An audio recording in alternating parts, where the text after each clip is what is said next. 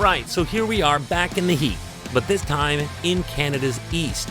On the 19th, we profiled the March heat wave of the west, and today we reach new highs in Ontario. Hi, I'm Chris May, writer, producer, and host of This Day in Weather History from the Weather Network in Canada. A well-respected climatologist out of the United States called this March 2012 heat wave, quote, the most extraordinary temperature anomaly in North American history. Whoa, that's pretty heavy, man. It happened this day in weather history.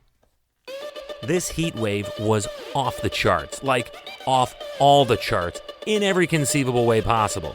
Let's look at this. It packed intense heat. It covered a huge area at once, and it lasted a long time. Along the way, it beat every previous temperature record where it affected. And after a winter that had everyone talking about how mild and dead it was, that was all forgotten when this set in and stayed. There were record and near record-breaking temperatures all over most of the continent. As a matter of fact, when I opened up calling the area covered as huge, what I should have said was, this heat dome covered 2/3 of all of North America. Yeah, this was no wee little anomaly. Some of these records that were obliterated had stood the test of time dating back to the start of record-keeping in 1948.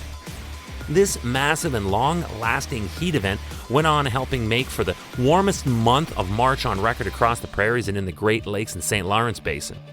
By the time mid-March had rolled around, temperatures had soared throughout central and eastern Canada, with many cities registering the kind of weather that you would normally see in early summer.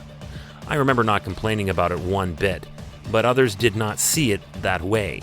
It was simply too much, too soon. So, what happened?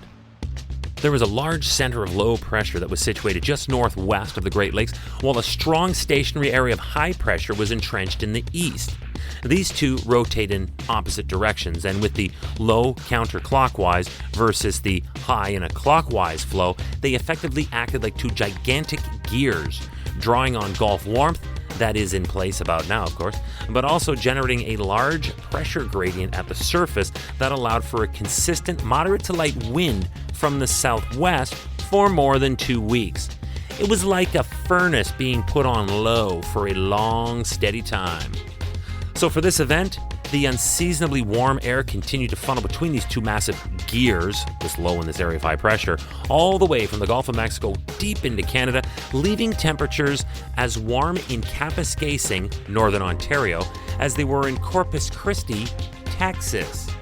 But remember, I also made a quiet mention of the lack of winter leading up to this, and this plays in here in a big way now.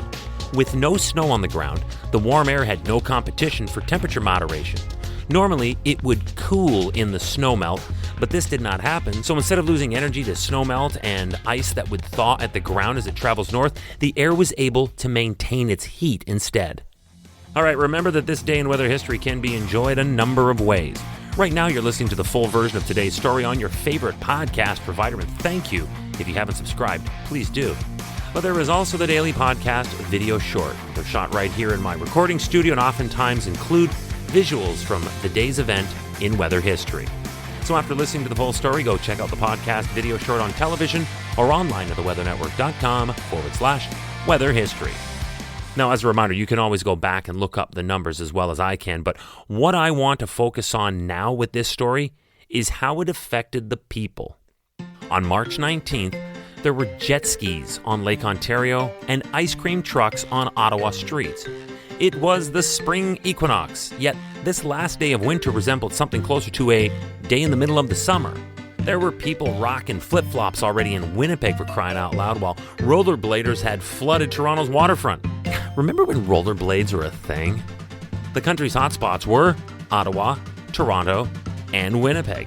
3 cities you would normally hope would still have their NHL hockey teams in the playoffs, yet they were baking in temperatures you'd normally see this time of year in places like Anaheim, Dallas, and Tampa Bay. Winnipeg rocketed to a high of 22 degrees Celsius, and that would equate to about 20 degrees above seasonal. And that took down a 74-year-old record. But also I said that not everyone was a fan of this warmth. Let's go there now. You need a good freeze-thaw cycle for maple sap to flow from trees, and the maple sugar industry, as old school as it is a massive global industry, and this record warm March cut the maple sugar season short in Ontario and western Quebec. The run started early with already poor flow weather and then was crushed when in this heat wave, the trees started budding, making sap unusable. For so much of the east, the ski and toboggan hills didn't even make it to the normally lucrative March break. Instead, they had to close for the season.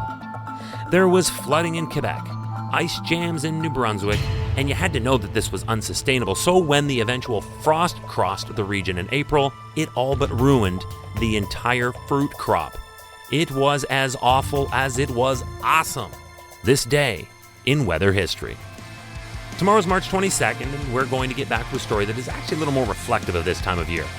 But sadly, it's because it involves a reality of this planet that is synonymous with the spring, and that would be mudslides in the Pacific Northwest. Tomorrow on This Day in Weather History with me, your host, Chris May.